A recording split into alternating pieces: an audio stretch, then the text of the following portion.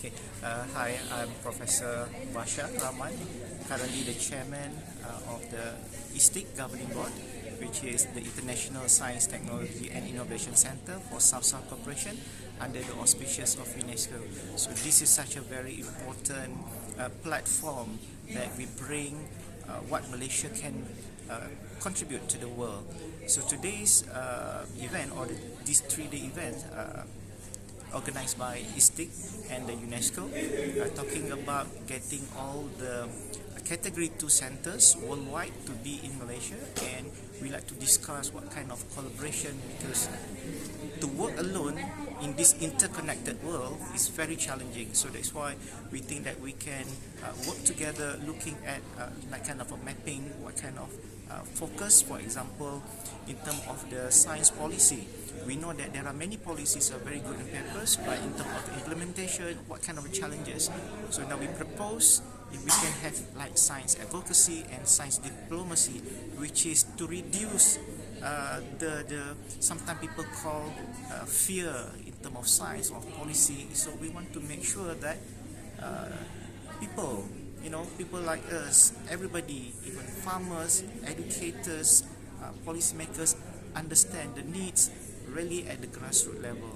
So it is very important so that we can appreciate and implement the policy that have been proposed, for example, in Malaysia or particularly in the developing nations.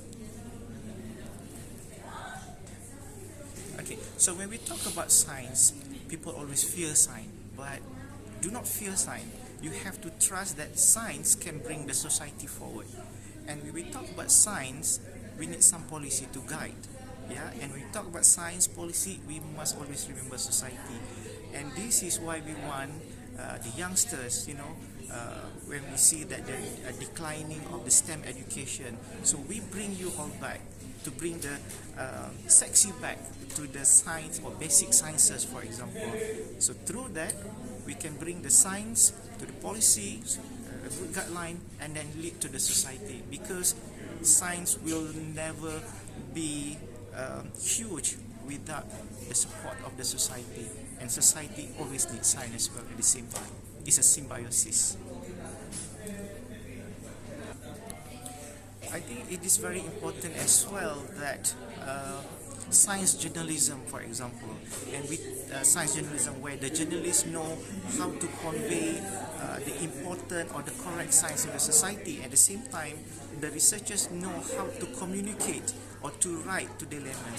So the existence or for example, the PMW-TV is actually a very good example. Make it very simple so that both sides, the researchers or the scientists and the society, will understand the importance of what's going on in the world to make it more sustainable.